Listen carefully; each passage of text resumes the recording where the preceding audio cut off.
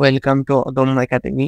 আমি মোহাম্মদ আব্দুল্লাহ আর রাসি, পড়াশোনা করতেছি মেকানিক্যাল ইঞ্জিনিয়ারিং ডিপার্টমেন্ট।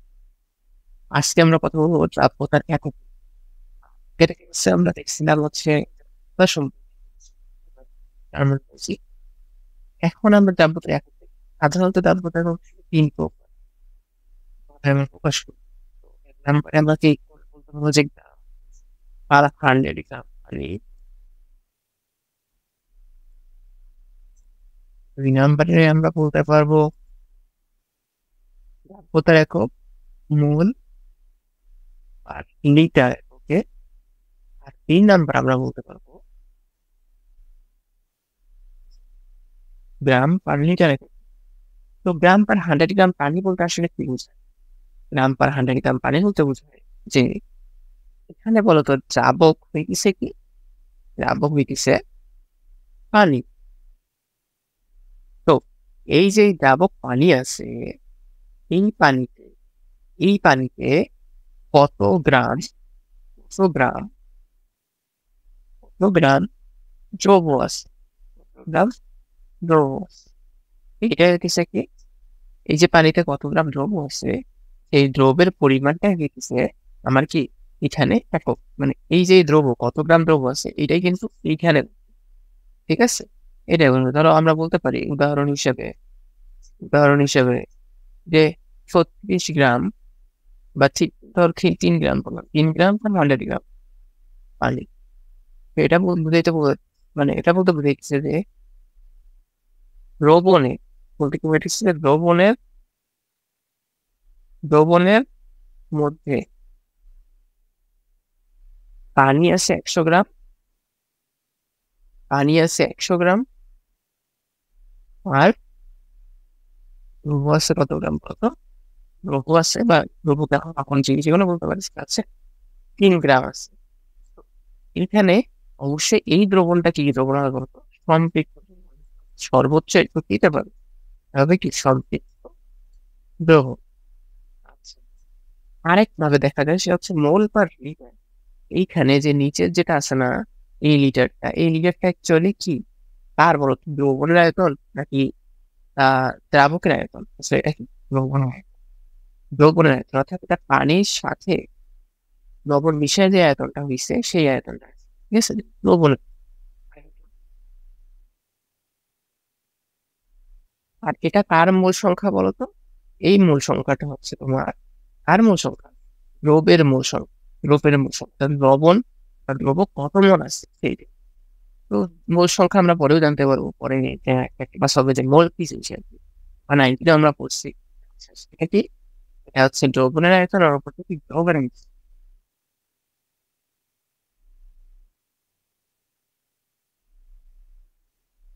আরো একটা জিনিস সেটা হচ্ছে যে গ্রাম পার লিটার। এই লিটারও অনুরূপ ভাবে কি হবে বলতো? দ্রবণের আয়তন হবে দ্রবণের আয়তন দ্রবণের আয়তন।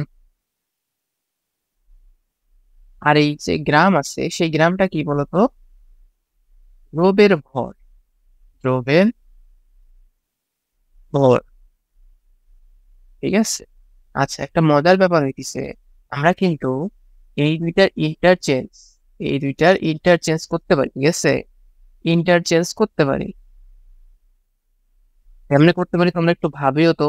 আমি তোমরা কমেন্ট সেকশনে জানাইও। আমি শুধুমাত্র একটা ক্লু দিচ্ছি যে মোল সংখ্যা n সমান সমান ডাব্লু ডিভাইডেড বাই n। এই ডাব্লু এই জিনিস, ডাব্লু হচ্ছে ভর, দ্রবের ভর, আর এমটা হচ্ছে দ্রবের আণবিক ভর, ঠিক আছে? তো তোমরা মানে জানিও কেমনে আসলে করতে পারি, নেক্সট চিন্তা ভাবনা করি আমাকে জানাই। এখন দেখি পরের টপিকে। হচ্ছে এখন পর্ব হচ্ছে আমরা দেখি দ্রাব্যতার ভিত্তিতে দ্রবণের প্রকার। তো এখানে আসলে 3 প্রকার হতে পারে, কি কি? তা হচ্ছে সম্পৃক্ত দ্রবণ,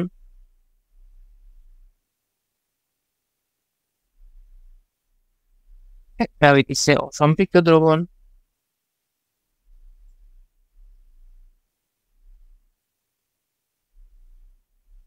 আরেকটা হইতেছে কি বলতো? অতিরিক্ত দ্রবণ।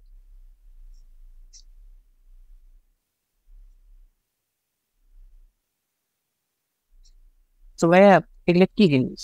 আচ্ছা, সম্পৃক্ত দ্রবণ তো আমরা আগে থেকে পড়ে এসেছি কালকে, ঠিক আছে?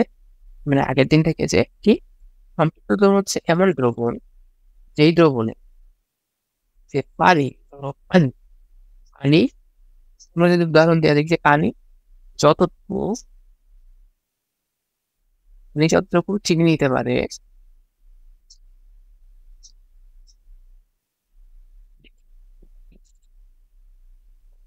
ঠিক ততটুকুই যদি আমার দ্রবণে থাকে